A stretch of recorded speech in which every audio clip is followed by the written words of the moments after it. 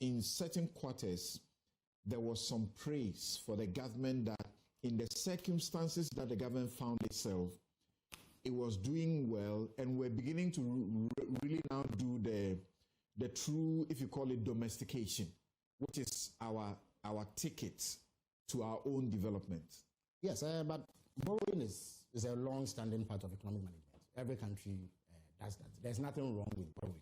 The problem we've had, especially under the MPP, was the extent of borrowing and how mismanagement of the economy made it impossible to pay, which then precipitated all the economic problems we've had. As part of the IMF program, a ban, if you like, for want of a better expression, was put on the ability to borrow domestically for 3 years. That time elapsed sometime last week, and therefore government can return to the domestic market. That is what we have said. It does not mean that there will be a mad rush to the domestic market to borrow left, right, center, to imperil the economy. Everything that is done will be done in a manner that is consistent with the level of fiscal discipline we've seen, the level of economic prudent economic management that we've seen. But that government's borrow, in and of itself, is not a difficulty. It is the extent of it and how you manage your resources. And that is why this government has been prudent in the way that we do our things. When you go and borrow, what is it for, really? Are you borrowing just to meet recurrent expenditure? Or are you borrowing to invest in capital expenditure, in the productive sectors of the economy? That will then open up your economy further and ensure that you generate value, generate resources that you are able to use to prosecute your development and finance your budget. This finance minister is particularly strong when it comes to fiscal discipline. The president himself has been in full backing. We've introduced measures like commitment controls. What that simply means is that if you are an agency of government and you bring any request for funding, it will be scrutinized. It will be gone through with a fine comb. It is only those expenditure that we deem essential or necessary that will be approved. Indeed, recently the finance minister has introduced another layer, which will be coming to Parliament very soon for approval, which is the value for money office. It simply means that in addition to what the Public Procurement Authority does, which is to ensure that people comply with public procurement rules, there is an office dedicated to finding out whether the value for purchasing this phone is what it actually is as presented for approval by government. That is intended to reduce the cost of government spending, the cost of government projects, so that whatever resources are available are applied judiciously in the overall interest of the country. So merely announcing that the embargo that was placed on the domestic bond market has been lifted does not mean that there will be a mad rush. Everything that we've done will be sustained. Our objective is to ensure that we don't get back to the problems that we've had in the past, because every analyst of this economy will tell you that the biggest problem we've had cyclically has been overspending. We spend far more than we earn as a country, so we are always in debt. Kabiru raised the issue about COVID. We have challenged it. It is true that COVID had an impact on all global economies. The US, advanced economies were reeling. But at the end of COVID, check the finances, check the economic indices in those countries. You find that even where there were slippages, they were not as wide as ours. What happened in our case? COVID struck globally sometime in 2019. I think in March or so, Ghana recorded this first case. So then we knew that COVID was here. It started. There was a certain government response. There was a lockdown. Some items were shared to vulnerable groups and what have you. But something, by July of that year, we had a handle on COVID and what its impact will be on our resource, on our finances.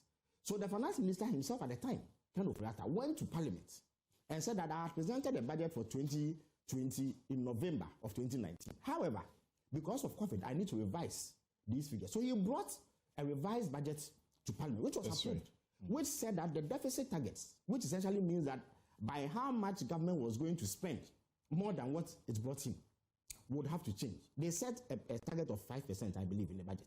Then he revised it to around 10% in July. But by the end of 2020, the election year, it had gone to 15%. The reason was that election year overspending had come to bear on our finances. They saw an election and overspent. Indeed, if you check our comparators, Cote d'Ivoire, Senegal, Nigeria, Benin, Togo, Liberia, Sierra Leone, and what have you, they all face the problems we face with COVID. Indeed, to quote Dr. Bamia, how can a global pandemic, jump all these countries and come to Ghana alone. The difference that we had an election in 2020. And so the government then behaved as governments in the past had done. Anything to ensure that they won elections. So they overspent. They spent money that we didn't have and created a huge finance problem for us. So at the end of 2020, it was clear that we had to go to the IMF. They did it. They wouldn't go. They went around claiming that they were proud people and that they would not go to, and because of the propaganda they had done against the NDC in 2014, 2015, when we went to the IMF. So they waited for far too long. Then sometime in 2022, finally, somebody convinced the president that they had to go. But by that time, it was late. And then they had to do the debt restructuring, which had a horrible effect on bondholders. By that time, our currency had crashed. Inflation was going through the roof. Cost of living was rising. That has been avoided. You find that we set a deficit target of what? Is it 3.6%? We did 3.1%. They made the primary balance the anchor of the IMF program. In other words, if you take the difference between your expenditure and revenue minus debt servicing, which some is obligatory, sometimes you didn't borrow the money, but you have to pay.